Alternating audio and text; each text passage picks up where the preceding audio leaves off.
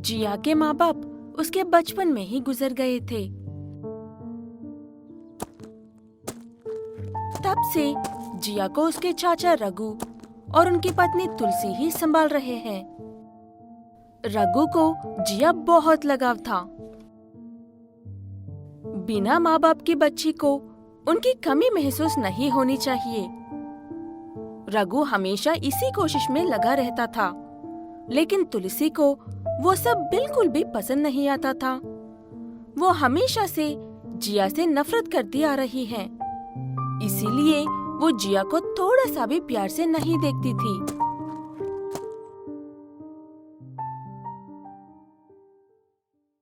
लेकिन जिया हर बात को भूलकर आगे बढ़ने वालों में से थी, इसीलिए सब सब्र से करती थी और बहुत होशियार थी। चाचा जी, हमारे प्रिंसिपल सर आपसे मिलना चाहता है कल। फिर से कौन सा महान काम करके आई हो महारानी? हमारी इज्जत मिट्टी में मिलाने के लिए मेरा बेटा भी उसी स्कूल में पढ़ रहा है। तुम्हारी वजह से मेरे बेटे का भी भविष्य खराब होगा। हे भगवान! इतने में वहाँ पर तुलसी का बेटा विक्रम आता है। दीदी को ऐसे क्यों डांट रही हो? दीदी पूरे कॉलेज में फर्स्ट आई है, इसीलिए प्रिंसिपल सर ने पिताजी से मिलकर बधाई देना चाहते हैं। लो, खुल गया इसके असिस्टेंट का मुंह। कितनी बार कहूँ तुझे ये जिया से बात मत करना। चुपचाप अंदर चलो अब। ये कहते हुए तुलसी विक्रम को अंदर वाले कमरे में ले जाकर चली जाती है।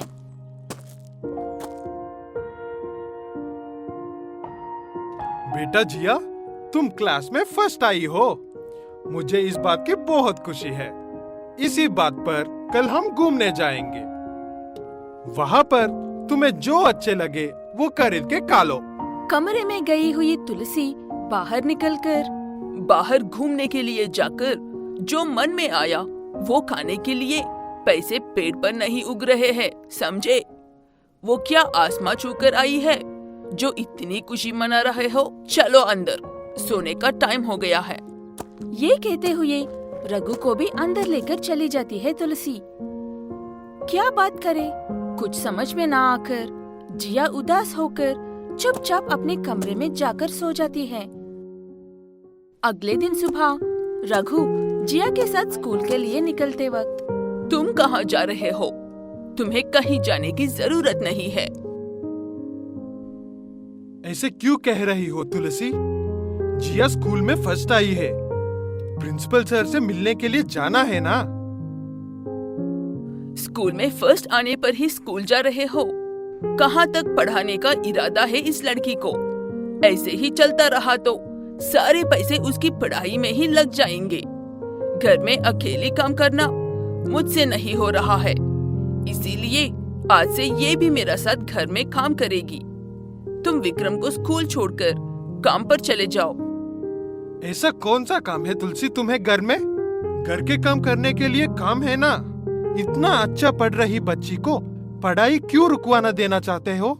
अब हमें ऐसी कौन सी पैसों की कमी हो रही है?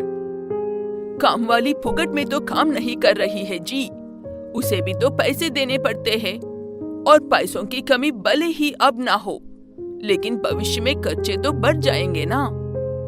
ऐसे हर बात का जवाब देते हुए तुलसी रघु का मुंह बंद कर देती है और जिया का स्कूल भी बंद करवा देती है।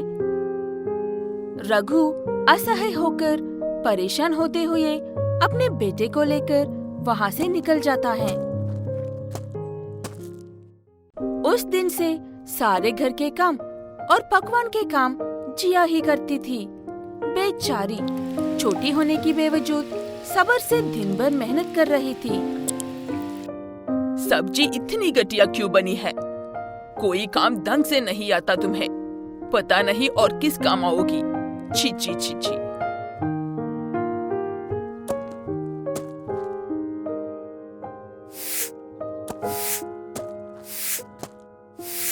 छी छी, क्या है ये दाग? ठीक से पोछा लगाना भी नहीं आता तुम्हें बर्दाश्त करना मुश्किल होता जा रहा है। जिया उन बातों को बर्दाश्त नहीं कर पा रही थी और ना ही किसी से कह पा रही थी, इसीलिए वो अपने आप में ही रो रही थी। कितनी मुश्किलें आने के बावजूद भी जिया अपने खाली समय में किताब खोलकर पढ़ने के बैठ जाती थी। एक दिन ऐसे ही तुलसी उसे देख लेती है।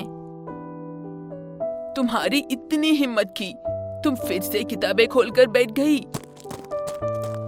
ये कहते हुए जिया की खूब पिटाई करके उन सारी किताबों को कबाड़ी वाले को बेच देती है तुलसी। जिया हमेशा की तरह रोते हुए अपने कमरे में चली जाती है।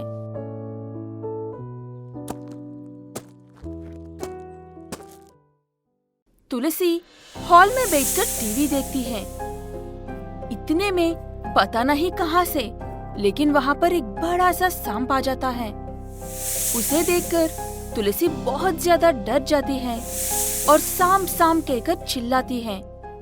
उसकी आवाजें सुनकर जिया बाहर भाग कर आती है और सांप को देखते ही वो भी एकदम से भूत बन जाती है।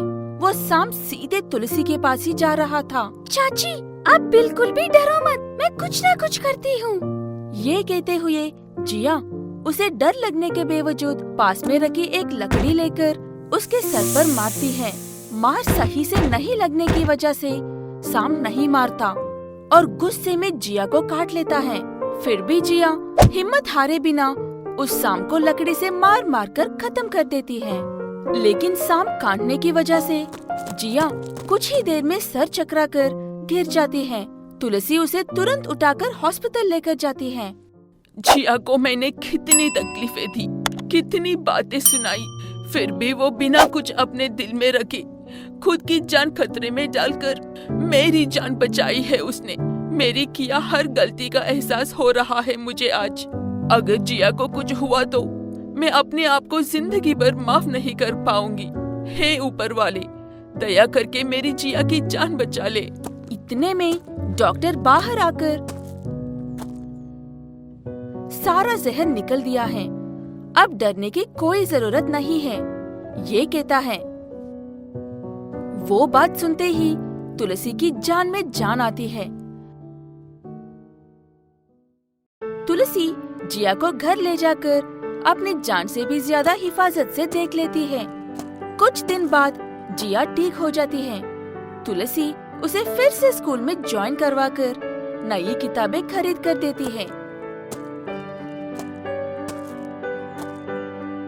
वो सब देखकर रघु काफी खुश होता है।